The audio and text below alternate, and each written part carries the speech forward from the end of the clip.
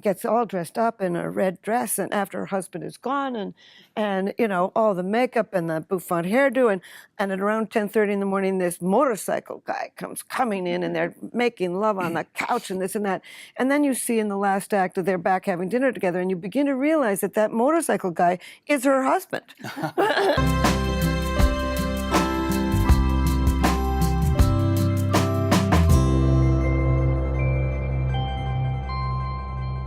So what happens when a couple loses their sexual appetite for each other? Is really great sex only limited to the first couple years? No, not at all. Oh, that's good. Yeah, absolutely not. You know, romantic love, the falling in love is so great, but good sex, as I have said, takes practice. But for couples, good sex also means 2 O's, one for each.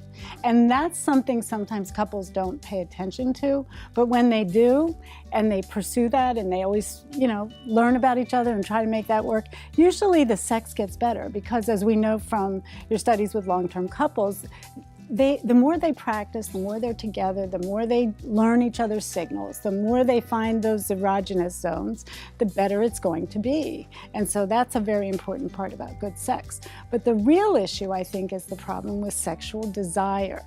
There's this term that I heard once called tachyphylaxis, and that if you have a lot of a good thing, like being in romantic love, and it's just with you, what happens is there's like this physiologic response that lowers it. I heard about this a number of years ago. So it's not that we fall out of love, it's just that we get up here, but now we're used to being there. It's like people who start to drink. They get to a point, they have tolerance, now they drink more because they want that high they're pursuing. So it's not that we lose it, it's the question of how do we maintain that sexual desire. And I just want to add, because a lot is really depends and start with your own sexuality and being connected to your own body and understand that. And in my practice, I really see people that are connected and they want to improve their sexual relationship, and they can do that. But I think the problem, like you said, it's the sexual attraction and the sexual desire.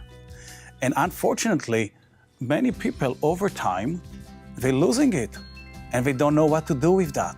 And how do you start? And people asking me, can you do something about it? It's like as if, I can rekindle that passion.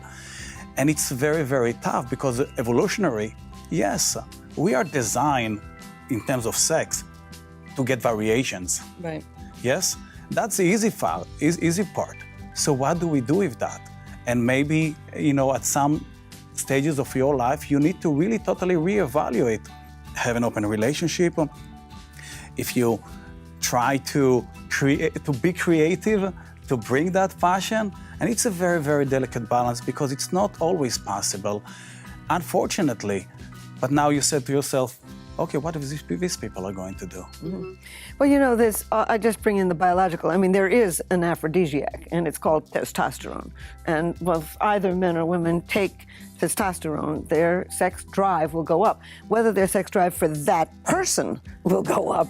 I often say, these middle-aged women who are so, don't want any sex anymore with their partner. Well, if they had a new partner, they'd be right back there as teenagers. So, you gotta, I just think of a play I once saw, and it was about a middle-aged British man and woman, and they were sitting at their breakfast table, and he was a dowdy guy going off to do a boring job, and she was a housewife, and she was in her dress, horrible clothes and everything, and he leaves.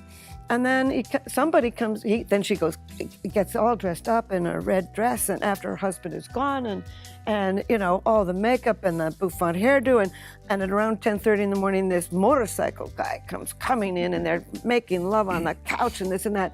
And then you see in the last act that they're back having dinner together, and you begin to realize that that motorcycle guy is her husband. That's so great. It's just that they have changed the scenario.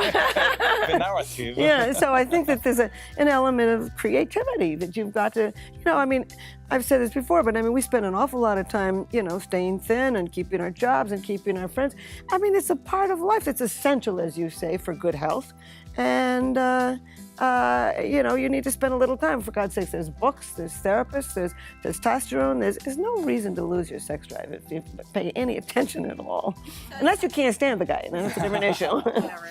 So it sounds like in that story that you just shared that the novelty of the experience was exciting and they were seeing each other in a different light and there was fantasy that was involved, so things like role play. I mean, couples go to sex toy shops and get a little frisky and try out things that you haven't done before, but I also think there's research that talks about how sexual desire is also attached to emotional intimacy in relationships. So for some couples, their desire is lacking, but their intimacy is always lacking. So I always say, bring it back to the basics. When you were first dating, there was so much energy and attraction and obsession, and that taps into the brain system and the dopamine and the oxytocin.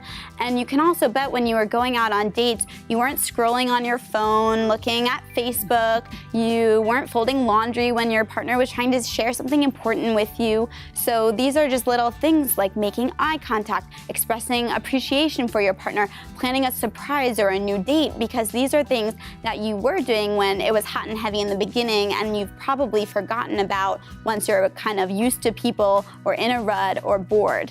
So if you're experiencing low libido, low sex drive, or low attraction to your partner, you heard it here first. Go invest at home, go try something new, maybe go stop by a little toy store or get some funky little outfit, but have fun, go play, and you'll see things get back on track.